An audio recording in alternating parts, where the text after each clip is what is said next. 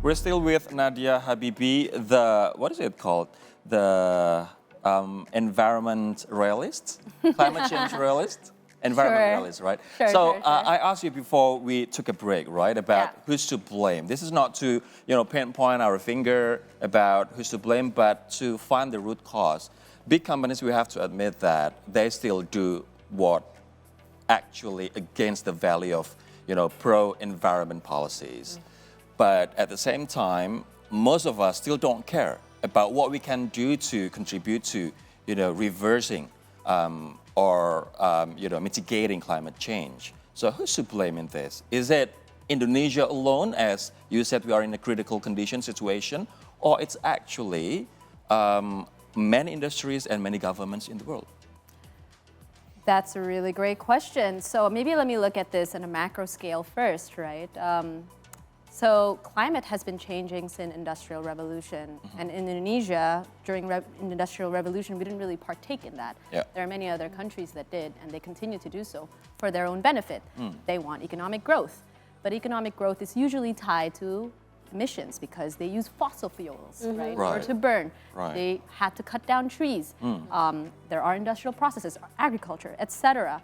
But if we look at the data, and thanks very much for finding this, right, in my own book, actually, today, Indonesia produces about 2.3 tons of CO2, and that's way much lower than the global average of 4.5. I think we got to zoom into that because people need to see a diagram and how good this book So really this is Indonesia. This is Indonesia's contribution to climate change, right? Or this is the emission level? Emission level. Emission level. That's the emission level per person, and this per is capita. United States. Correct. Right, and this is the other countries in the world, China, and you've got that's what US is it as called? well. United States as Yeah. well, and India. Indonesia is actually here, right? In terms of emission level, we're not that bad. No, not really in terms of on a macro scale, right? I'm not trying to blame it on just the global north, but they are responsible for, very much starting, initiating, and triggering, the climate change. So I believe, part of the social justice is to demand that they do help us because we are very much prone to climate change. But that being said, right, I think domestically we also need to get our act together. So this is not a way for us to deflect and not be able to actually be responsible as well. And Indonesia is extremely strategically well placed. We have so much renewable energy potential, 3,600 gigawatts, and we have abundant critical mineral, nickel, tin, copper, what have you, and a lot of nature-based solutions. So if we play our cards right, we can actually become leader in the sustainability agenda. But of course, that does take a lot of political will. It takes a lot of technical solutions that back up the political will, and then also don't forget to put in the social justice element. Because this is, in the end, a humanitarian problem, right? The problem is, how do we exist, pretty much, right? How do we stay to exist?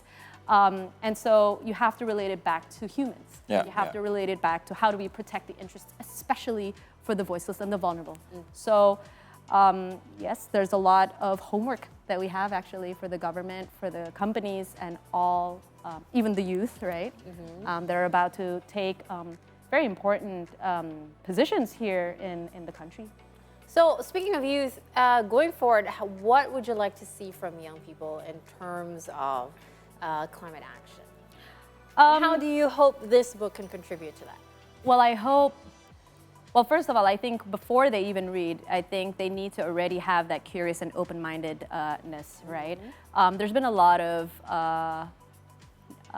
narrative, right, in the media, about going green and whatnot, but I think, it would be good for them to understand the layers a little bit more.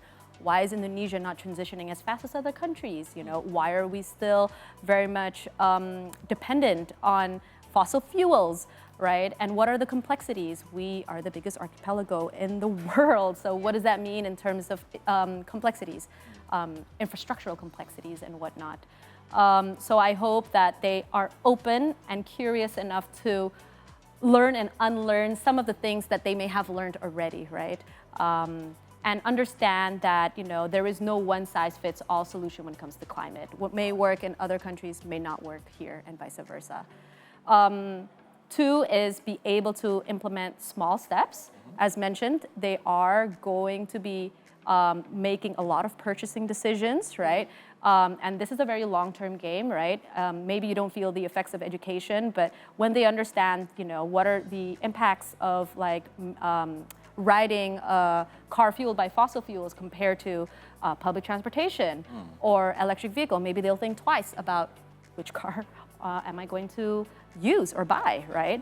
And then third, if the issue is a lot more structural, then I would urge the youth to be a lot more critical when it comes to these policies. The best way is to look outside. How have others done it? And is it applicable for Indonesia? Is it applicable because of its local context and whatnot? So those three things. All right, Nadia Habibie, thank you so much for sharing with us. But, it is a tradition in our show that we, Kai and I, will answer some, statements regarding climate change, and we will guess whether it's a myth or a fact. And you, please give us the explanation. Oh, sure, right? sure. Yeah. So, they're the first forcing term. us to It's actually to test us whether we paid attention or not. Yeah. But I believe, by reading this book, we truly paid attention 100%. Do we not have the truth or false, or we're just calling No, it we out? just say it. Yeah. Okay. So who's calling it out? You So guys? we're calling it out, and you have to say whether It's we're the myth correct. or a fact. Okay, Fact. sure. So why is it a myth or why is it a fact? Okay. Can we have the plasma, please? Oh, there you go. True or false? Global warming and climate change refer to the same phenomenon. Hang on, it's not myth or fact, but true or false, right? It's almost the same, but actually different. I would say it's false. I agree. Yeah. Oh, I have to do with the explanation. so- You're right that it's false. Yeah. Okay, you're right that it's false. Why So is they're that? closely related, but climate change is actually a bigger thing. Global warming is just one part of climate change. Climate change is global warming. It's sea level levels rising. Okay. It's weather's changing, rain being heavier, and all that. So it's a subset actually of climate change. I see.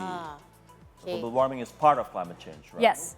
Okay. Let's Not go bad, to the Rory. second statement, right? Okay. The ocean plays a role in regulating Earth climate. True. I would Yes. say true. Yeah. I say Correct. So the ocean actually helps control the Earth's climate. It absorbs heat, it absorbs carbon that's actually in the atmosphere, and it helps regulate the weather. So if we have no weather, the temperatures would rise even faster. So it's not only the forest, No, it's not only the forest. but most importantly is the water. Water and forest. So they Water both and actually absorb carbon. Right. Yeah. Right. Okay. Take it away, And Kai. we have a lot of water in Indonesia. Yeah. Apparently, we have one more. So, human activities rarely impact climate change. Now it's true. It's true. It's come to a point where it's very true. Yes. I'm glad that you guys are aware. So, as mentioned, this happened during it started in Industrial Revolution, right, where we started polluting or emitting more by deforestation, using fossil fuels and whatnot. And ever since the Industrial Revolution, the temperatures started rising a lot faster. Right. In the past 2,000 years, if we actually stretch, the temperature changes across time, they would only probably change within 1 degree Celsius. But in 2016, it changed to 1.9 degrees Celsius. I know it might not sound like a lot, but it's like you having a fever, Right. From 37 to 38 or 39, there is a huge difference. So it's like Earth having fever, But that's the basically. big picture, right, Nat? Yeah. I mean, the industrialization and it creates global warming, contribute to global warming Yeah. or climate change. But what about like small activities, like Yeah. littering, throwing our garbage to the sea or Yes. river, or maybe burn our garbage? Yes. That definitely also contributes, right, to climate change. And why is that? If you're throwing, somewhere, right, it does take a lot to decompose, right? Say a banana, it decomposes and actually exerts all of that greenhouse gases. Or, plastic, right? Why is plastic such an issue? It doesn't decompose and exert greenhouse gases, but it takes up space. Yeah. And when you have space, you have to cut down trees and whatnot. So yes, I was talking a lot about industries, but also our human activities. I think from your 8 a.m., how did you get here, right? Like when you think about it, you have your AC on, I'm sure. Yeah. You use your car or your motorcycle, right, to get here, which is most likely fueled by petrol. Right, right. Even now, the electricity here. Right. Too many things to talk about, but unfortunately, we're running out of time, Nadia. Yeah, no So problem. we're looking forward to inviting you back to our studio to talk more about climate change. But before that, Nadia needs to share how we can get a hold of this book. Oh, that's true. Thank you so much. So this is available right now actually in the Habibie Center website. You can download it. You can just Google Climate Action 101, the Habibie Center. But starting early next year, it'll be available in bookstores in Indonesian. So I'm very excited for that because we want to make climate education a lot more accessible.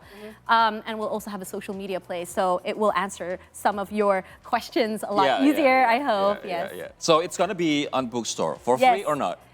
Bookstores does mean you have to pay, there right? is a price for it, yes. Yeah. Okay. Well, Nadia, thank you so much for coming, and thank you so much for you doing. And I hope that this vision steers clear, and you get to this initiative gets to to the right targets and people. True. Thank you so much. And also achieves the goal that you want. Thank you. Thank you very much. Well, it's been a pleasure, and we have more for you. Perayaan Mati Rasa is a movie that's been creating plenty of buzz, and later on in the show, we'll have a talk with its executive producer and actor, Iqbal Ramadan, as well as singer and actress Priscilla Jamail. So, see the stories will continue after a short break. Right.